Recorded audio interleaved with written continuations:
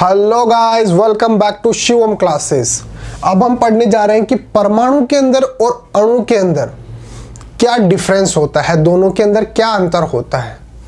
तो difference between molecule and atom, तो उसको हम पढ़ने वाले हैं।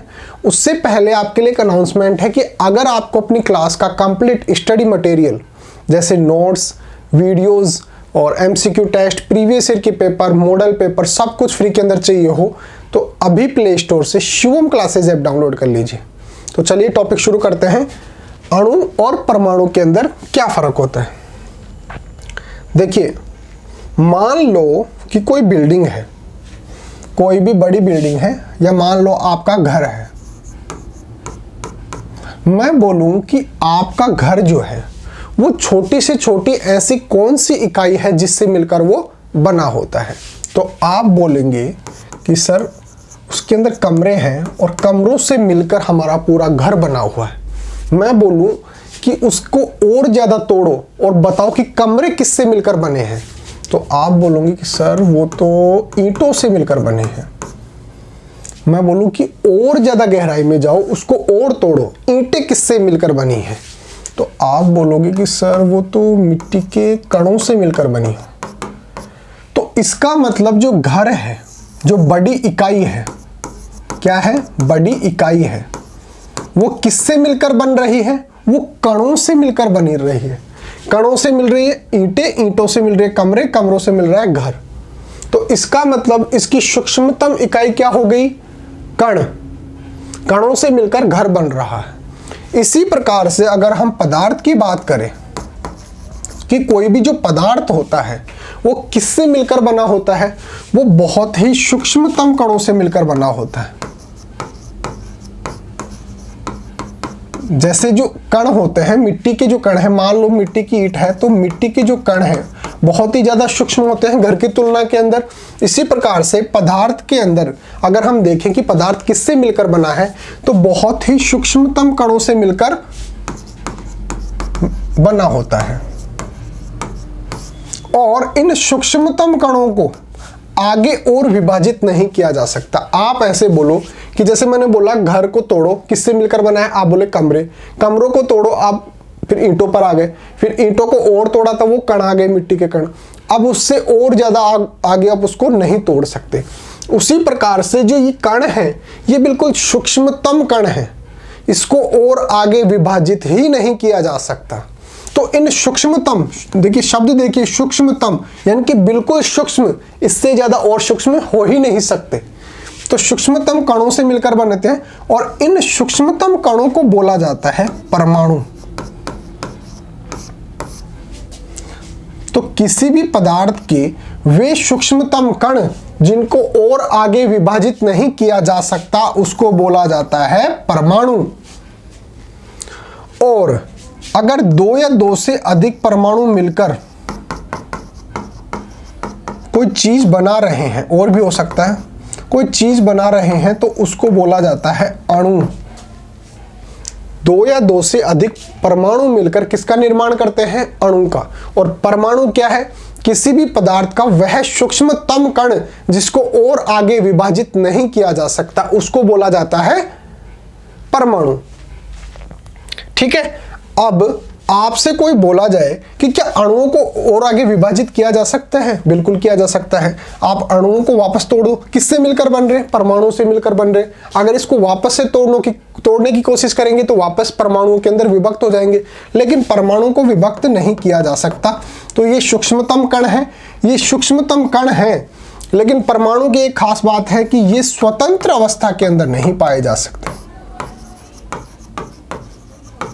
ये स्वतंत्र अवस्था के अंदर नहीं पाए जा सकते। दो या दो से अधिक परमाणु आपस में मिलकर तभी आपको नेचर के अंदर देखने को मिलेंगे, स्वतंत्र अवस्था के अंदर आपको नहीं मिलेंगे।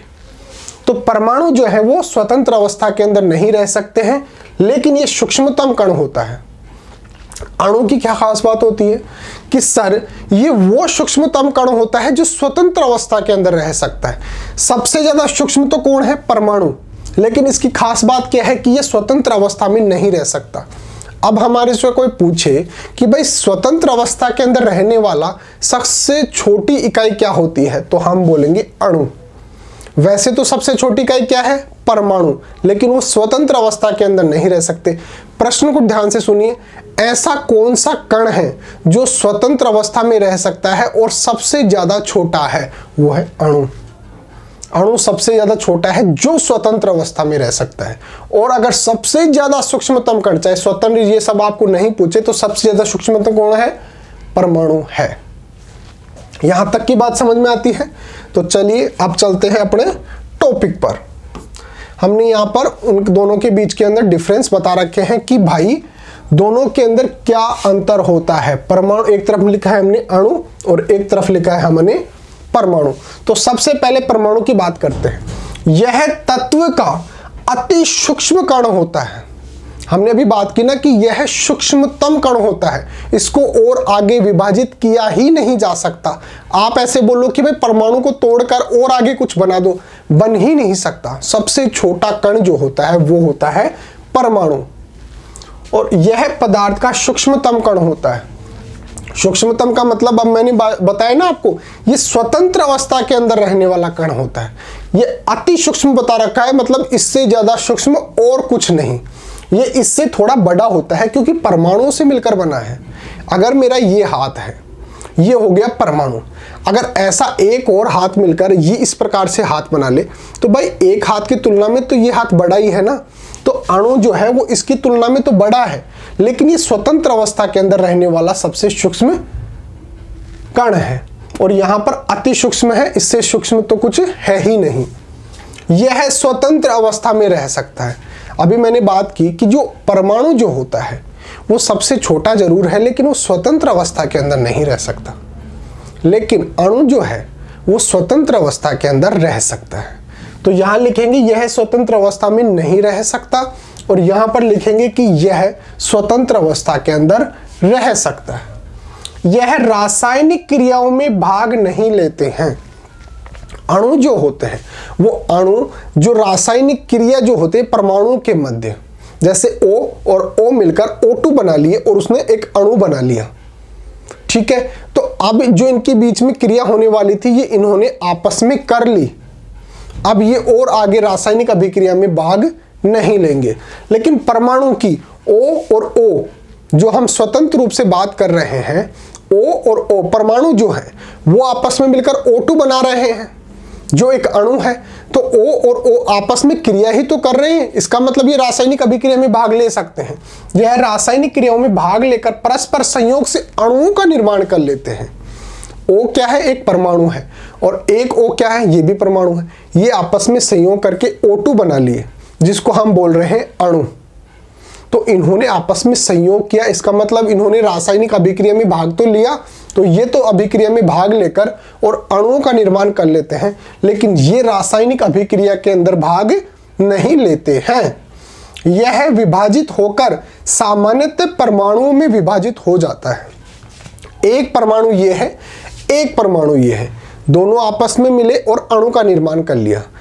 पीछे से किसी ने चोट मारी और वापस से ये अलग हो गए, यानी कि परमाणुओं के अंदर टूट गए।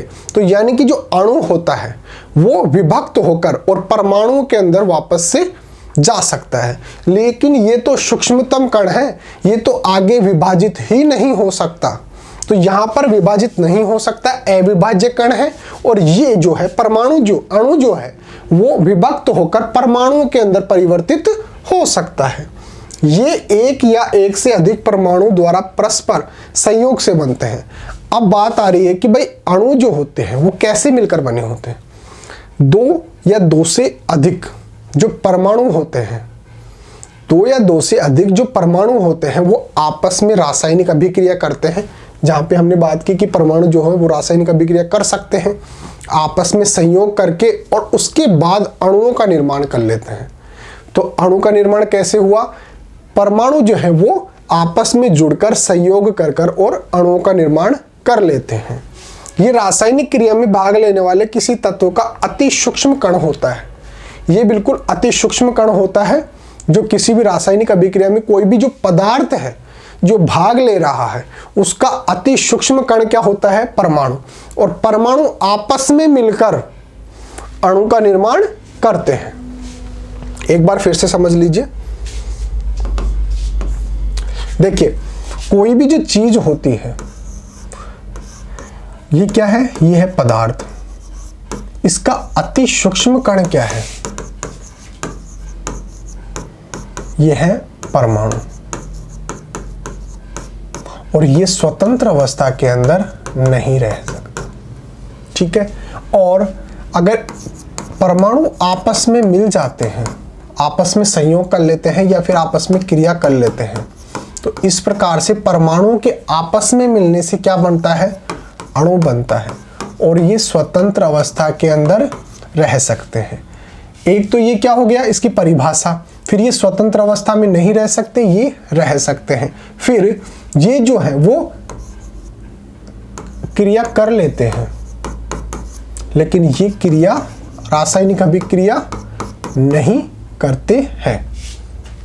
उसके बाद और क्या अंतर था हमारे पास? विभाजित होकर, हाँ, परमाणु जो है वो अविभाज्य कण होता है, क्योंकि ये सूक्ष्मतम कण होता है तो इसको आगे विभाजित किया ही नहीं जा सकता। लेकिन जो अणु है, अगर आप उसको विभाजित करेंगे तो वापस से जिन चीजों से ये मिलकर बना है उन्हीं में टूट जाएगा। यानी कि परमाणुओं के अंदर अगर ये टूट जाएगा, अगर आप इसको विभाजित करने की कोशिश करेंगे तो जिन चीजों से मिलकर बना है, किससे मिलकर बना है? परमाणुओं से मिलकर बना है, तो परमाणुओं के अंदर वापस से ये टूट जाएगा। कहने का मतलब ये क्या है? ये है विभाजित कण, यानी कि विभाज्य कण, यानी कि विभाजित होना आसान है इसके अंदर।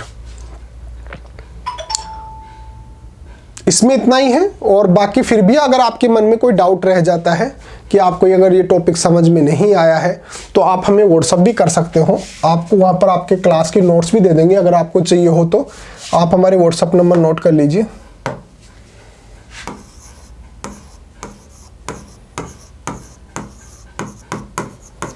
8696608541 ये हमारे व्हाट्सअप नंबर है।